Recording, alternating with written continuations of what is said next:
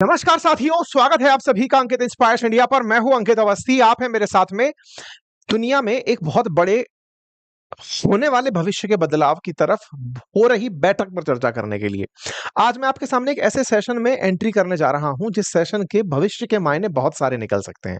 ऐसा मैं क्यों कह रहा हूं? क्योंकि अमेरिका के रक्षा मंत्री, जिन्हें पहले डिफेंस मिनिस्टर कहा जाता था, आजकल मिनिस्टर ऑफ वॉर के नाम से जाना जाता है, क्योंकि उन्होंने अपने डिपार्टमेंट का नाम बदलवा लिया।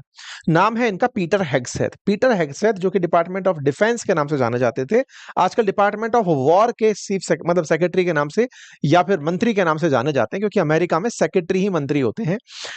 इनके डिपार्टमेंट के द्वारा अमेरिका के तमाम जनरल्स की बैठक बुलाई गई है। अब ये बात कहेंगे कि सर, ये तो अधिकारी लोगों को बुलाया जा ही सकता है, क्या ये काम भी नहीं कर सकती कि सरकारें कर सकती हैं? जब अमेरिका के ही अखबार इस बात को कुछ इस तरह से लिख रहे हो कि Hegseth order rare urgent meeting of hundreds of general and admirals, ये बात अपने आप में सोचने के लिए बहुत सारा इशारा कर देती है। वॉशिंगटन पोस्ट की इस खबर से दुनिया भर के अंदर, अखबारों के अंदर एक बहुत बड़ी मिस्ट्री क्रिएट हो गई है कि ये ऐसी मिस्टीरियस मीटिंग क्यों हो रही है, यानी कि अमेरिका ऐसी मीटिंग क्यों कर रहा है। आप पूछेंगे, अधिकारियों की मीटिंग में इतनी क्या दिक्कत है?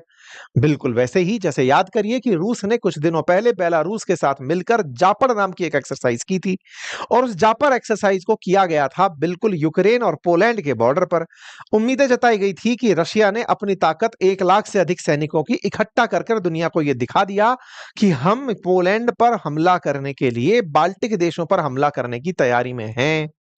ऐसे समय पर जब अमेरिका इन बातों को पूरी तरह से जानता हो, कहता हो कि यूक्रेन का पूरा अधिकार है कि वो अपना क्षेत्र वापस ले सकता है, और उस समय पर हंड्रेड्स ऑफ जनरल्स को दुनिया भर से बुलाकर, आप में से कुछ लोग हो सकता है यह बात से आश्चर्य करें, दुनिया भर से बुलाकर मतलब क्या है? देखिए, आपको हो सकता है ये मुगालता हो कि आप स्वतंत्र देश में रहते हैं, अमेरिका को नहीं है। अमेरिका को लगता है कि हम सब उसके अधीन हैं। दुनिया भर में उसने अपने जनरल्स को छोड़ा हुआ है, पूरी दुनिया को उसने अपने हिसाब से बांटा हुआ है। आज भारत भी उसके इंडो पैसिफिक कमांड के अधीन आता है। उसकी सेना भारत पर इंटरफेरेंस रखती है। वो अपने हिसाब से भारत पर कभी भी अगर कोई कार्रवाई करना चाहे तो वो सोचता है कि मेरी सेना कहां से उड़कर जाएगी।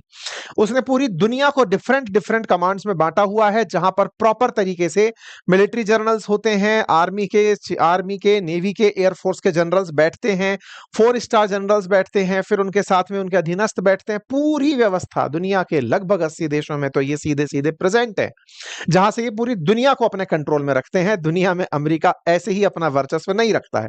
लेकिन आज जब इन सबको एक साथ बुलाने की बात हो रही हो, तो सवाल सीधा इस बात पर कि क्या दुनिया में कुछ बड़ा होने जा रहा है?